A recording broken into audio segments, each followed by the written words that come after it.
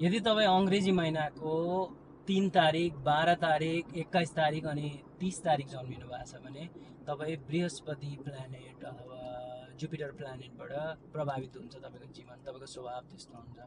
यस्तो मान्छेहरू चाहिँ प्राय यो गुरु प्लानेट पनि हो होइन। गुरु प्लानेट भएकोले गर्दाखेरि एकदम ज्ञानको लाइक भण्डार टाइपको ज्ञान दिन खोज्ने, जे कुरा पनि सिकौँ गरिदिउँ जस्तो खालके स्वभाव हुन्छ। अनि उनीहरूसँग जस ज्ञान पनि हुन्छ, उनीहरूसँग पर्याप्त ज्ञान हुन्छ। तर उनीहरूलाई के हो भने समस्या, उनीहरू त्यो चाहिँ यताबाट आएको ज्ञान यताबाट निकालिदिइहाल्नु पर्ने जस्तो, मान्छेलाई भनौँ सुनाम, मान्छेले मैले भनेको कुरो मानोस् जस्तो खालके उनीहरूको क्यारेक्टर हुन्छ।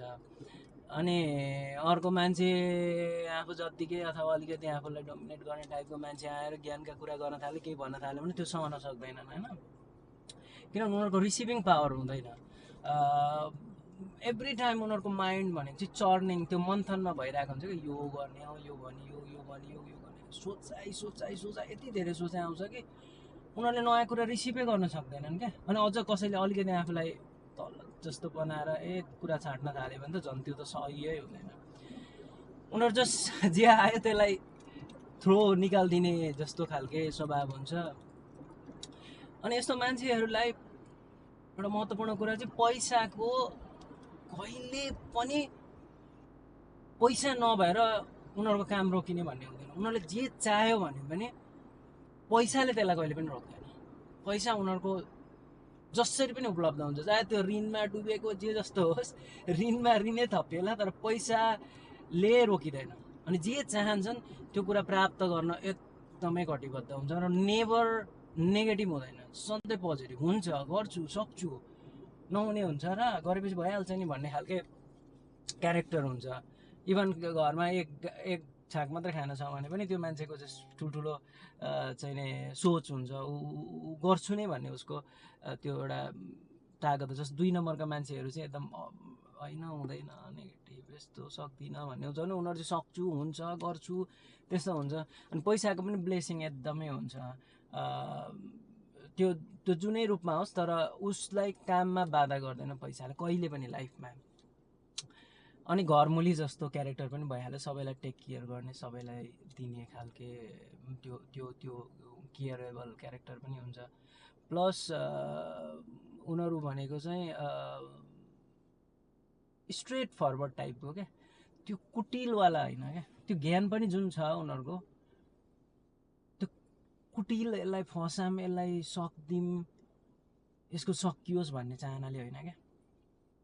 जस्ट उनीहरूको आफ्नो सेटिस्फ्याक्सनको लागि त्यो कुराहरू गर्ने गर्छन्। तर उनीहरूले कहिले पनि जस्तो नराम्रो भावनाले, नराम्रो सोचेर अर्काको नराम्रो होस् भन्ने टाइपले ट्रिट गर्दैनन्, भन्दैनन्। उनीहरू स्ट्रेट, जे आयो स्ट्रेट फरवर्ड हुन्छ। यस्तो मान्छेहरूलाई चाहिँ नम्बर 6 को मान्छेहरू, नम्बर 6 भने शुक्रबार पनि हो, शुक्रबार। अनि त्यसपछि नम्बर 6 का कलरहरू पनि हुन्छ, त्यो चाहिँ अभोइड गर्नुपर्छ। यदि नम्बर 6 को सङ्गत छ भने चाहिँ त्यस्तो राम्रो ट्युन अप हुँदैन, पार्टनरसिपै होस् अथवा साथीभाइमा पनि। नम्बर 6 लाई सकेसम्म अभोइड गर्ने प्रयास गर्नु होला। अनि रिस, त्यो त्यो त्यो चर्निङ धेरै भएको कारणले गर्दाखेरि रिसहरू पनि एकदम झडङ उठ्ने हुन्छ। रिस कन्ट्रोल गर्नलाई अब त्यही हो, साधनाहरू गर्ने, अलिकति मेडिटेसनहरू गऱ्यो भने चाहिँ त्यो जुन आफ्नो ज्ञान छ त्यसले सही ठाउँमा त्यसको सदुपयोग हुन्छ। नभए चाहिँ के हुन्छ नि, त्यो धेरै उम्लेर बसेको छ अनि कहाँ पोखुम भइरहेको हुन्छ। अनि कति मान्छेले सुनिदिन्छ, कतिले सुनिदिँदैन, कसैले रेस्पोन्ड राम्रो दिन्छ, कसैले दिँदैन। अनि त्यो भइसके पछाडि सुनेनन् भने पनि टेन्सन हुन्छ। अनि त्यत्तिकै त्यो रिस आइहाल्ने क्या, यस्तो राम्रो कुरा गर्दैछु सुन्दैन अथवा फलो गर्दैन भनेर त्यो वाला एउटा। किनभने उसलाई त कन्फिडेन्स छ कि म संसार जान्दछु, मेरो सब थोक हो, मलाई सब आउँछ भन्ने जस्तो हुन्छ। तर संसार त्यस्तो हुँदैन। त्यही भएर त्यो धरातललाई बुझ्न सकेर अरूलाई पनि लाइक होइन, अर्को मान्छे पनि मान्छे हो भन्ने जस्तो ट्रिट गर्यो भने, अनि अलिअलि साधनाहरू गर्यो भने टेम्परमेन्टहरू चाहिँ कन्ट्रोल गर्न सकिन्छ। यदि त्यो कन्ट्रोल गर्यो भने पैसा अनि ज्ञान, अहिलेको यो संसारमा, भर्चुअल संसारमा चाहिने यो 2टा कुरा हो। 2टै कुरा प्राप्त हुने यो 3 नम्बरको मान्छेलाई प्राप्त हुन्छ, भरपुर प्राप्त हुन्छ। तर त्यो आफ्नो कन्ट्रोल गर्नुपर्छ। को हुनुहुन्छ 3 नम्बरवाला, कतिको मिल्यो कमेन्ट गर्नुहोस् है त।